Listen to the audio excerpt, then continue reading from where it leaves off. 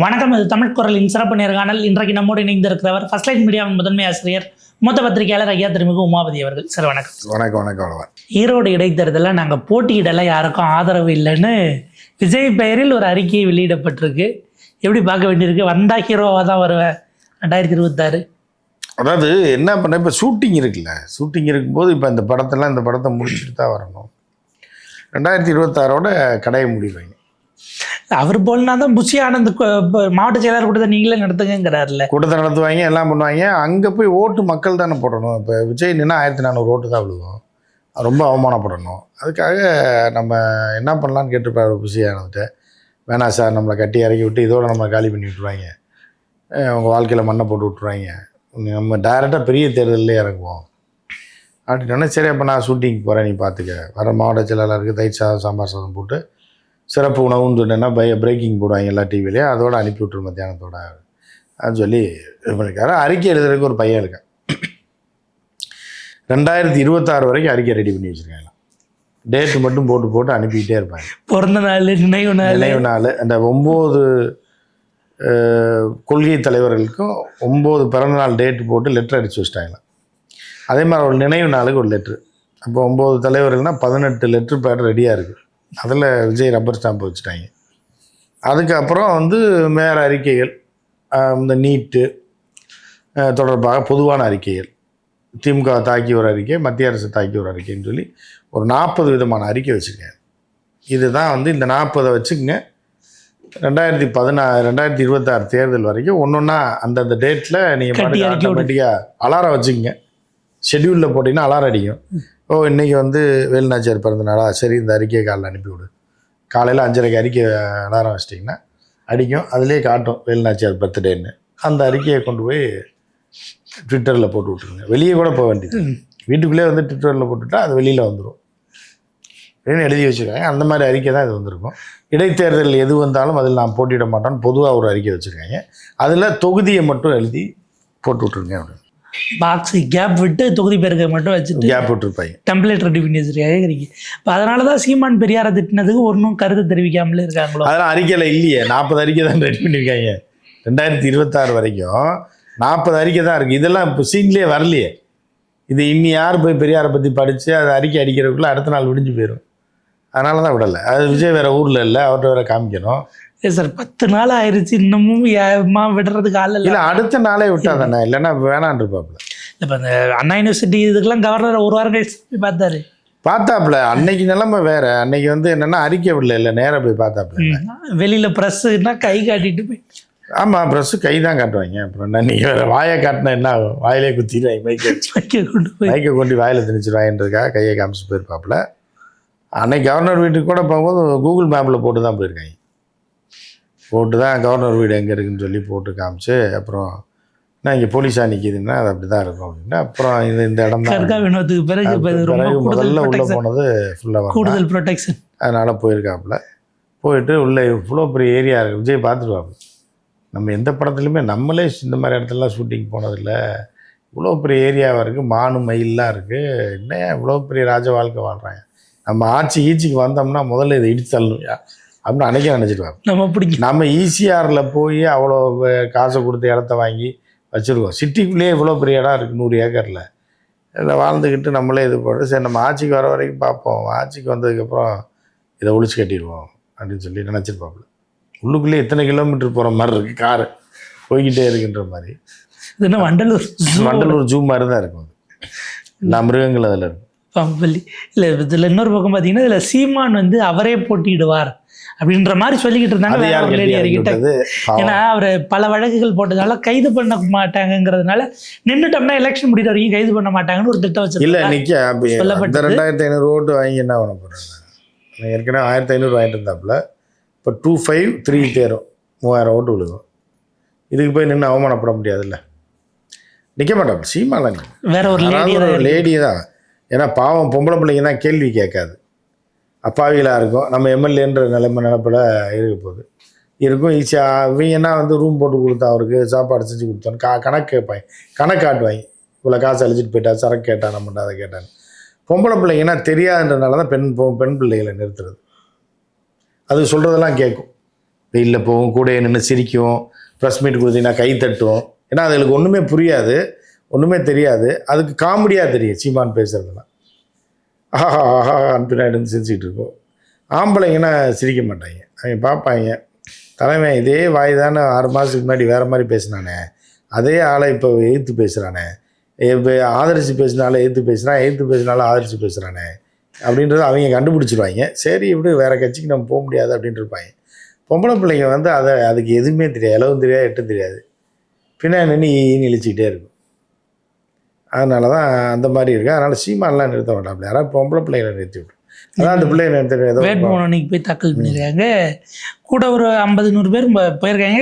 50 பேர்லாம் போகாமல் இருப்பாங்க இடைத்தேர்தலுக்கு. நீங்கள் வேறு அந்த அளவுக்கு கேவலமாக சீமானை வச்சுட்ருக்கீங்க. அப்படிலாம் கிடையாது. போவேன் 50 பேர் போவேன். அவங்க வாசல்ல நின்றுட்டாங்க, 5 பேர் உள்ளே போயிட்டு இருந்திருக்காங்க. அதுக்குள்ளே நம்ம ஆட்கள் தனியாக போய் வேட்புமனு தாக்கல் செய்தார்னு பிரேக்கிங். ஆமாம், தனியாக தானே அது போச்சு. அது இந்த ஃபோட்டோ எடுக்கிறவங்க இடைஞ்சலாக இருக்குன்னு சொல்லி அது பார்த்தீங்கன்னா, வீடியோ பார்த்தீங்கன்னா தெரியும். அது கையில் ஒரு கொடியை கொடுத்துட்டாங்க. இப்படி வாங்க, இந்த பக்கம் வாங்க, அப்படி வாங்க, இப்படி வாங்கன்னு சொல்லி ஏதோ கல்யாணத்துக்கு ஷூட் பண்ணுற மாதிரி அதை போட்டு ஷூட் பண்ணேன். பின்னாடி வந்ததெல்லாம் பயந்து சரி அக்கா தனியாக போட்டுன்னு விட்டாங்க. அப்புறம் அந்த ஃபோட்டோ எடுத்து கொண்டு போய் மனு தாக்கல் பண்ணியிருக்கு. இதில் பாஜக ஒரு காரணம் சொல்லியிருக்காங்க, தமிழ்நாட்டில் இன்னைக்கு சட்ட ஒழுங்கெல்லாம் சரியில்லை, தேர்தல் சரியாக நடக்கக்கூடிய எங்களுக்கு நம்பிக்கை இல்லை, அதனால் நாங்கள் இடைத்தேர்தலில் நிற்கலை, தேசிய ஜனநாயக கூட்டணி புறக்கணிக்குதுன்னு ஒரு காரணத்தை சொல்கிறாங்க. தேர்தல் ஆணையம் இன்னொரு பக்கம் பார்த்தா டெல்லியில் பிஜேபி போஸ்டெல்லாம் ரீட்வீட் பண்ணிக்கிட்டு இருக்கு.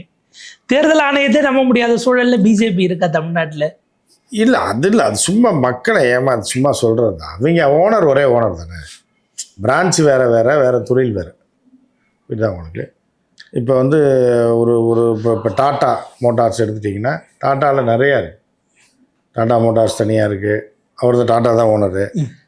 அப்புறம் வந்து இது இருக்கும், சோப்பு இப்பெல்லாம் போடுவாங்க, அது ஒரு இப்போ தனி டிவிஷன், கன்சியூமர் டிவிஷன் தனியாக இருக்கும். ஆனால் ஓனர் டாட்டா தான், ஒரே ஓனர் தான் இருப்பாங்க. ஆனால் பல்வேறு கம்பெனி வச்சுருப்பாங்க. அந்த மாதிரி தான் பிஜேபி. அதில் இப்போ ஓனர் யாருன்னா இவங்க தான், ஆர்எஸ்எஸ் தான். அதில் ஒரு பிரிவு தான் தேர்தல் ஆணையம். அதில் ஒரு பிரிவு தான் மித்த ஆட்கள்லாம், இடி, இதெல்லாம் ஒவ்வொரு பிரிவாக தான் செய்யணும். ஏன்னா இப்போ அண்ணாமலை கொங்கு இதுலேருந்து வந்திருக்காரு, செல்வாக்கு மிக்கவர், அவரையே கூட கட்டி இறக்கலாம்ல. இறக்கலாம், அந்தளவுக்கு தைரியம் அவனுக்கு வேணும்ல. வாயில் தானே பேசுவாங்க, அப்புறம் வாயில் பேசுகிறது மட்டும்தானே தவிர அவங்களுக்கு வந்து வேறு இதெல்லாம் தைரியம்லாம் இருக்காது. ஏன்னா பொது தேர்தலில் அவ்வளோ கோடியை செலவு பண்ணி இருந்த அண்ணாமலையே ஜெயிக்க முடியல, கேவலமாக தோக்குற நிலைமை ஆயிடுச்சு.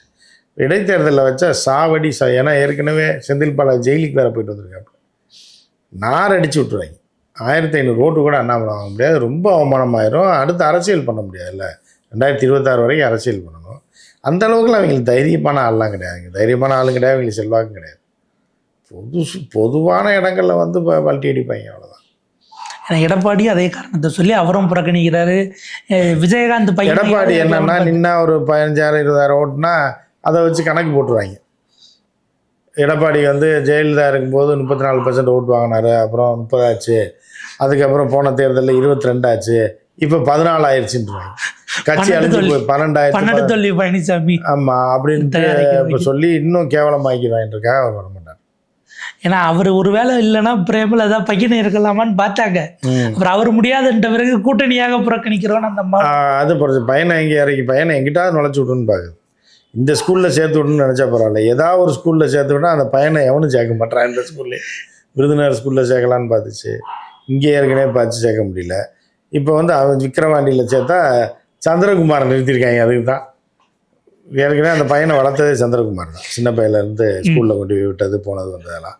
ஆனால் சந்திரகுமார் இறக்கும்போது அந்த பையன் பயப்படுவான்ல, இந்த அங்கிள் தான் நம்மளை ஸ்கூலில் விட்டார், அப்பயே மண்டையில் கொட்டுவார், காதை பிடிச்சி கிள்ளி வைப்பார், இவரை எதிர்த்து நம்ம நிற்கிறோம்னா சிக்கலாயிரும்ன்றிருக்காங்க.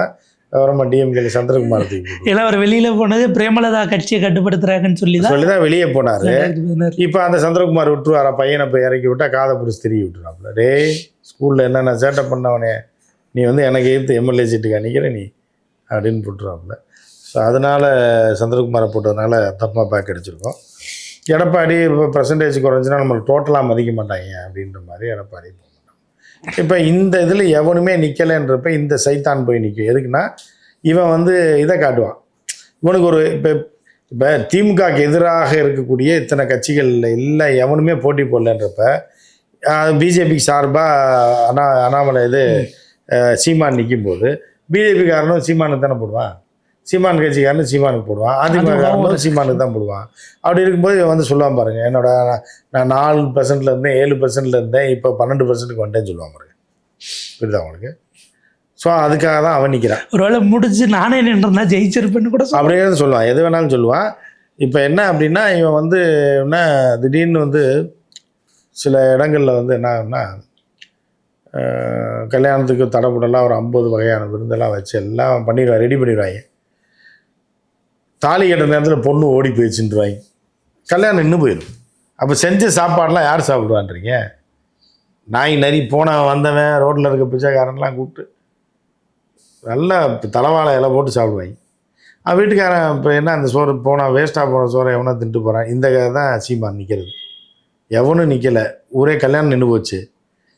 நம்ம போய் உள்ளே பூந்து எல்லா பொரியல் எல்லாம் வச்சு நல்லா சாப்பிட்டுட்டு இது பண்ணிட்டு வரலான்னு நினைப்பாங்கல்ல பிச்சைக்காரங்க, பிச்சை எடுக்கக்கூடியவர்கள்.